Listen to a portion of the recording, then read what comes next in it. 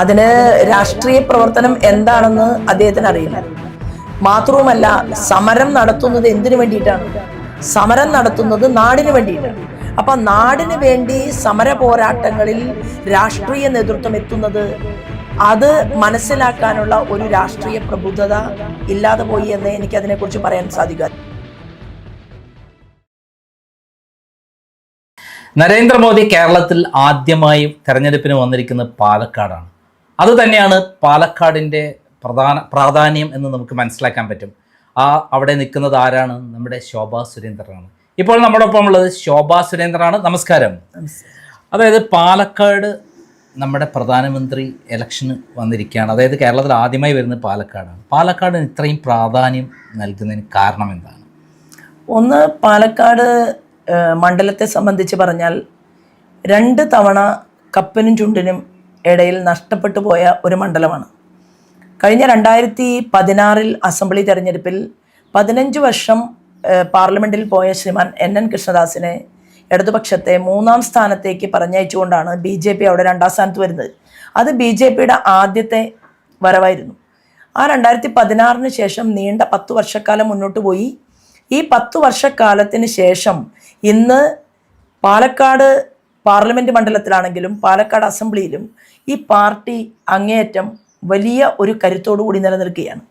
2 മുന്നണികളും പഠിച്ച പണി 18 നോക്കിയിട്ടും പാലക്കാട് മുനിസിപ്പാലിറ്റിയുടെ ഭരണം നഷ്ടപ്പെടുത്താൻ വേണ്ടി സാധിച്ചില്ല എന്ന് മാത്രമല്ല, പാലക്കാട് മുനിസിപ്പാലിറ്റി ഒട്ടേറെ വികസന പ്രവർത്തനങ്ങൾക്ക് നേതൃത്വം കൊടുക്കുന്ന കാഴ്ച പാലക്കാടിലെ ജനങ്ങൾക്ക് കാണാൻ സാധിച്ചു.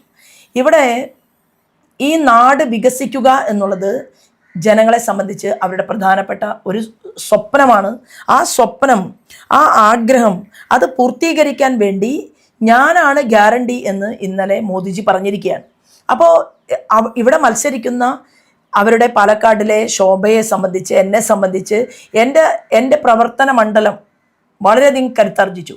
കാരണം എനിക്ക് തണലായി ഞാൻ പറയുന്ന വികസന പദ്ധതികളിൽ മുഖം ചേർത്ത് കറക്റ്റായി നോക്കിക്കണ്ട് ഹൃദയം ചേർത്ത് വെച്ചുകൊണ്ട് നരേന്ദ്രമോദിയുണ്ട് ഗ്യാരണ്ടി ആയിട്ട് എന്ന് ജനങ്ങളോട് പറയാൻ രാജ്യത്തിൻ്റെ പ്രൈം മിനിസ്റ്റർ വന്നിട്ടുള്ളത് അങ്ങ് തിരുവനന്തപുരത്ത് മാത്രമല്ല, സംഘടനയുടെ ദൃഷ്ടിയിൽ അദ്ദേഹം പറഞ്ഞല്ലോ, എത്രയോ വർഷം പൊതുപ്രവർത്തനത്തിൽ നിന്ന ഒരു സ്ത്രീ എന്ന് ഐഡൻറ്റിഫൈ ചെയ്തുകൊണ്ട് അദ്ദേഹം പറഞ്ഞു എന്ന് പറയുന്നത് എപ്പോഴും 33% സംവരണം ഇന്ത്യയിൽ ലോക്സഭയിലും രാജ്യസഭയിലും പ്രഖ്യാപിച്ചതിന് ശേഷം അദ്ദേഹം എത്രയോ വേദികളിൽ പറഞ്ഞിട്ടുണ്ട്, സ്ത്രീ രക്ഷപ്പെടുമ്പോൾ, അതായത് പുരുഷനും സ്ത്രീയും ഒരുമിച്ച് ചേരുമ്പോൾ, ഒരുമിച്ച് നിന്നുകൊണ്ട് ഒരു പ്രവർത്തനത്തെ മുന്നോട്ട് നയിക്കുമ്പോൾ, അത് രാഷ്ട്രീയമാകട്ടെ, സാംസ്കാരിക മേഖലയാവട്ടെ, വിദ്യാഭ്യാസ മേഖലയാവട്ടെ, ആ നാട് ശക്തിപ്പെടും എന്നുള്ള അദ്ദേഹത്തിൻ്റെ പോയിന്റിന് കൂടുതൽ അടിവരയിട്ടുകൊണ്ട് അദ്ദേഹം വന്നു എന്നുള്ളതാണ് ഞാൻ മനസ്സിലാക്കുന്നത്.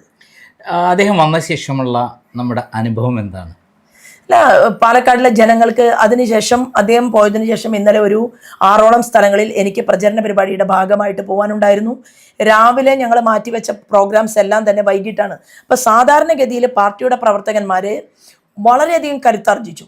കാരണം അവർക്കൊക്കെ അവർ വല്ലാത്ത ഒരു ഊർജവും, ഞാനുൾപ്പെടെ ഇവിടെ ഈ തീ ചൂടിൽ, അതായത് ഉച്ചയെന്നോ അല്ലെങ്കിൽ രാത്രി എന്നോ വ്യത്യാസമില്ലാതെ ഏതാണ്ട് ഒരു ഇന്നലെയൊക്കെ ഞങ്ങൾ ഉറങ്ങാൻ പോയിട്ടുള്ളത് 2 മണി സമയത്താണ്. അപ്പോൾ ഫീൽഡിൽ പണങ്ങുകയാണ് ആളുകൾ. ഇന്നിപ്പോൾ ഞാൻ ഇവിടെ വരാൻ 1.5 മണിക്കൂർ വൈകി. ഈ 1.5 മണിക്കൂർ വൈകാൻ കാരണം മാത്തൂരിലെ 2 SC കോളനികളിൽ അമ്മമാർ എന്നെ കാത്തിരുന്നു. അവർ BJPക്കാരല്ല, കാലാകാലമായി മാർക്സിസ്റ്റ് പാർട്ടിക്ക് വോട്ട് ചെയ്യുന്ന അമ്മമാർ പറയുകയാണ്, ശോഭ ഞങ്ങളുടെ വീട്ടിലേക്ക് വന്നാൽ, വീട്ടിൽ വന്ന് ഞങ്ങളുടെ കൈ പിടിച്ച് നിൻ്റെ സ്ഥാനാർത്ഥി വരട്ടെ. അവിടുത്തെ ചെറുപ്പക്കാരോട് പറഞ്ഞാണ്, നിൻ്റെ സ്ഥാനാർത്ഥി ഞങ്ങളുടെ അടുത്ത് വരട്ടെ, ഞങ്ങളുടെ കൈ പിടിക്കട്ടെ, ഞങ്ങളൊന്ന് കാണട്ടെ. അത് കഴിഞ്ഞതിന് ശേഷം ഞങ്ങൾ എല്ലാവരും ഒറ്റക്കെട്ടായിട്ട് ശോഭയ്ക്ക് ഇത്തവണ വോട്ട് കൊടുക്കൂ എന്ന് പറയുന്ന അമ്മമാരുള്ള ഒരു പ്രദേശത്ത് 50 വീട് ഞാൻ കയറി എന്നുള്ളതാണ്. വീടുകൾ കയറാനായിട്ട് ഇതൊരു പഞ്ചായത്ത് തെരഞ്ഞെടുപ്പല്ലല്ലോ, ഒരു അസംബ്ലി തെരഞ്ഞെടുപ്പാണ്. ഈ അസംബ്ലി തെരഞ്ഞെടുപ്പിൽ ഇത്രയധികം ആളുകൾ സ്ഥാനാർത്ഥിയെ കാണണം എന്ന് ആഗ്രഹിച്ചുകൊണ്ട് നിൽക്കുന്നത് ഞാൻ സിനിമാ നടിയല്ലല്ലോ, അതായത് ഒരു പച്ചക്കറി കടയിൽ പോയാലോ, ഒരു തുണിക്കടയിൽ പോയാലോ, അതല്ലെങ്കിൽ അമ്മമാർക്കിടയിൽ പോയാലോ, ചെറുപ്പക്കാരായിട്ടുള്ള ആൺകുട്ടികൾ, ഇന്നലെ അവർ പറഞ്ഞത് എന്താണ്, പാലക്കാടിൽ ഞങ്ങളുടെ ശോഭ ചേച്ചിക്ക് വേണ്ടി ഒരു സംഗീത വിരുന്ന് ഒരുക്കണം. BJP-കാർ മാത്രമല്ല.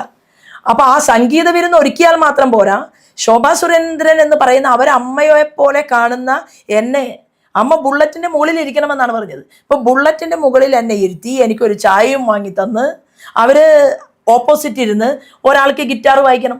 അത് അവരുടെ സ്വപ്നമാണ്. കാരണം ശോഭാ സുരേന്ദ്രൻ ഞങ്ങളുടെ ഇടയിലേക്ക് വരുമ്പോൾ ഒരു ജെൻസി മാനിഫെസ്റ്റോ അവതരിപ്പിച്ചുകൊണ്ടാണ് ഞാൻ ഇന്നലെ തുടങ്ങിയിട്ടുള്ളത്. ഇന്നലെ വൈകുന്നേരം ഫുട്ബോൾ ഗ്രൗണ്ടിലായിരുന്നു. ഗ്രൗണ്ടില്ല, ആറാൻ്റെ പറമ്പ്, അത് വെട്ടി വൃത്തിയാക്കിയിട്ട് അവിടെയാണ് ദിവസങ്ങൾ നീണ്ടു നിന്ന ഫുട്ബോൾ കളിയുണ്ടായത്. ഏറ്റവും വലിയ ട്രോഫി ഞാനാണ് അവരുടെ കൈകളിലേക്ക് കൊടുത്തത്. ഞാൻ അവിടെ ഒരു വാക്ക് കൊടുത്തു അവരോട്. കാരണം 300 കോടിയുടെ ഇൻ്റർനാഷണൽ സ്റ്റേഡിയം അത് പാലക്കാട് കൊണ്ടുവരുമെന്നും അതിന് വേണ്ടി വന്നാൽ പബ്ലിക് പ്രൈവറ്റ് പാർട്ട്ണർഷിപ്പിന് വേണ്ടിയിട്ട് സഹായിക്കുമെന്ന് ഗുജറാത്തിൻ്റെ മുഖ്യമന്ത്രി വരെ കൈപിടിച്ച് ശോഭയ്ക്ക് താങ്ങായി തണലായി ഞങ്ങൾ ഉണ്ടാകും എന്ന് പറയുന്ന ഒരു സാഹചര്യത്തിലേക്ക് പാലക്കാട് മാറുമ്പോൾ ആൺകുട്ടികൾക്കും ഒക്കെ പ്രതീക്ഷ കൂടുകയാണ്. അങ്ങനെ എന്നെ ആ ബുള്ളറ്റിൻ്റെ മുകളിലിരുത്തി അവർ അവരുടേതായിട്ടുള്ള കലാഭവൻ മണിയുടെ പാട്ടുകൾ പാടി. അപ്പം ഞാൻ പറഞ്ഞു, ഒരു പാട്ട്, ഒരു സിനിമാ പാട്ട് അവർ പാടിയത് ഒരു കാമുകൻ കാമുകിയോട് പാടുന്ന ഒരു പാട്ടാണ്. അപ്പം ഞാൻ ചെല്ലുന്ന സമയത്ത് ആ പാട്ട് അവർ പാടിക്കൊണ്ടിരിക്കുന്നത്. അപ്പം ഞാൻ പറഞ്ഞു, നിങ്ങൾ മക്കളല്ലേ, ഇപ്പം ഞാൻ അമ്മയല്ലേ, അപ്പോൾ അമ്മയ്ക്ക് പറ്റിയ ഒരു പാട്ട് അത് പാടിയാലേ ഇത് കാണുന്ന ആളുകൾക്ക് ഇതിൻ്റെ ഒരു ഘടന മനസ്സിലാവുള്ളൂ. അപ്പോൾ അവർക്കത് മനസ്സിലായി. ഉടൻ തന്നെ അവർ അമ്മ മനസ്സ് തങ്ക മനസ്സ് എന്ന് പറയുന്ന ഒരു പാട്ടിലേക്ക് അവർ കടന്നു. അവസാനം ഞാൻ ചോദിച്ചു, നമുക്ക് ഈ രാജ്യത്തെ രക്ഷപ്പെടുത്തണ്ടേ, ഈ നാടിനെ മുന്നോട്ട് നയിക്കണ്ടേ? അപ്പോൾ പാട്ട് നമ്മുടെ നാടിനോട് സ്നേഹമുള്ള ഒരു ഗണഗീതം പാടിയാൽ എന്താണ്? പിന്നീട് അവർ വളരെ എന്താ പറയുക, അവരെല്ലാം തന്നെ ഹൃദയം ചേർത്ത് വയ്ക്കുന്ന രീതിയിൽ നമ്മളെ സ്വീകരിക്കുന്നു. ഈ കാഴ്ചകളെല്ലാം കാണുന്ന സമയത്ത് എനിക്ക് മനസ്സിലാക്കാൻ സാധിക്കുന്നത് വികസനമില്ലാത്ത പാലക്കാട്.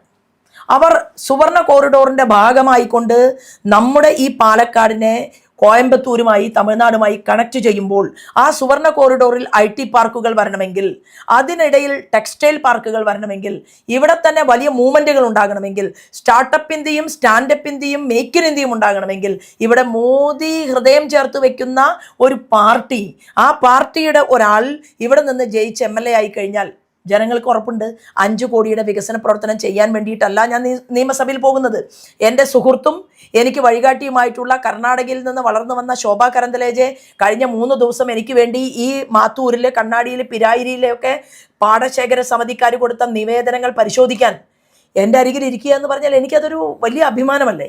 കാരണം ഭാരതീയ ജനതാ പാർട്ടിയുടെ നാഷണൽ എക്സിക്യൂട്ടീവ് കമ്മിറ്റിയിൽ കർണാടകയിൽ നിന്ന് ശോഭാ കരന്തലാജയും അതുപോലെ തന്നെ തമിഴ്നാട്ടിൽ നിന്ന് വാനതിയല്ല തമിളിസയും കേരളത്തിൽ നിന്ന് ശോഭയും ഉണ്ടായിരുന്നു. അപ്പം ഇങ്ങനെ ഉണ്ടായിട്ടുള്ള സൗഹൃദങ്ങൾ, ബന്ധങ്ങൾ, അതെല്ലാം അവരുടെ ഒരു കരുതലും തലോടലും എൻ്റെ നിയോജക മണ്ഡലത്തിലേക്ക് കിട്ടാൻ വേണ്ടിയിട്ട് ഞാൻ ഉപയോഗപ്പെടുത്തുമ്പോൾ എനിക്ക് ശക്തി കൂടുകയാണ്.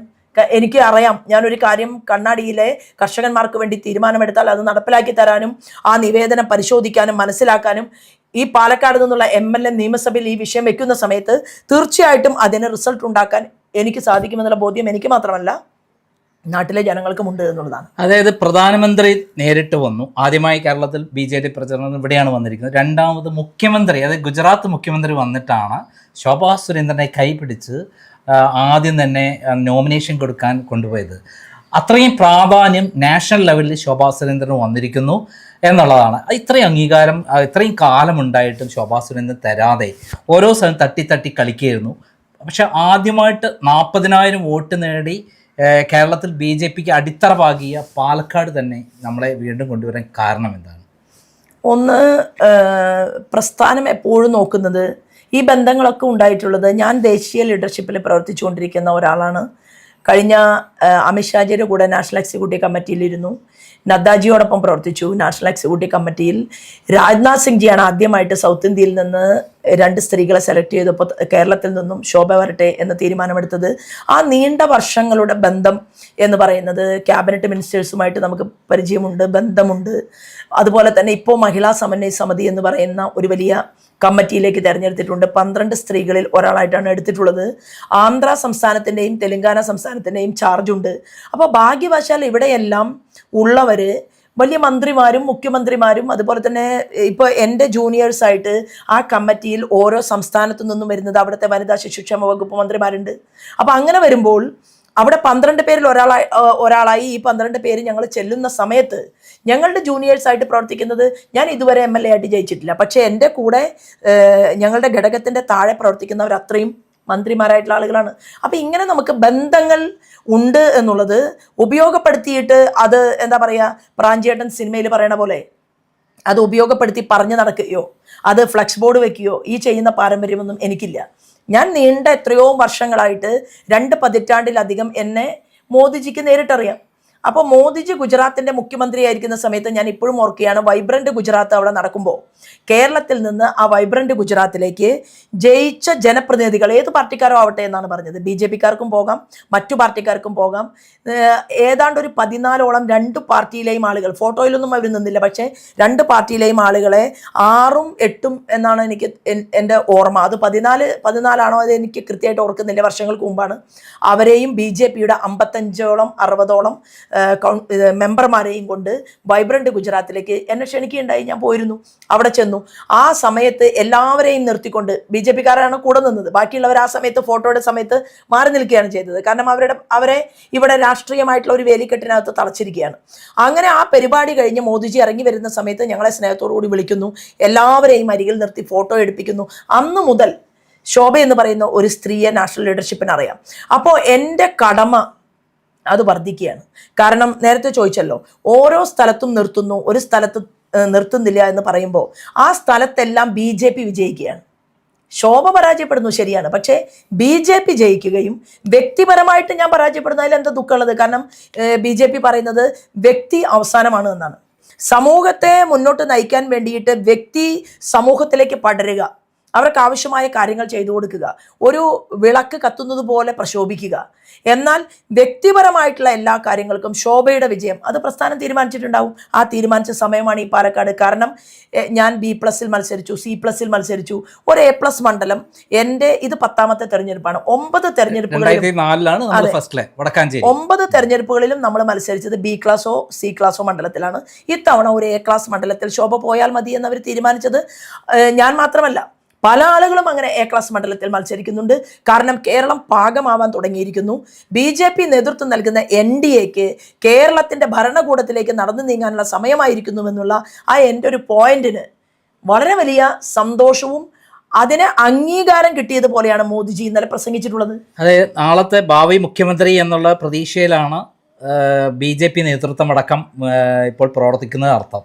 അല്ല, ഭാവി മുഖ്യമന്ത്രി ശോഭ എന്നുള്ളതല്ല, BJPക്ക് ഭാവി മുഖ്യമന്ത്രി ഉണ്ടാകുമെന്നും ആ ഭാവി മുഖ്യമന്ത്രിയുടെ ഒരു ടീം, ആ ടീം കേരളത്തിൽ പാകപ്പെട്ടിരിക്കുന്നു എന്നുള്ള രീതിയിലാണ് BJPയുടെ ടീമിനെ കുറിച്ചുള്ള ഒരു സൂചന മോദിജി നൽകിയത്.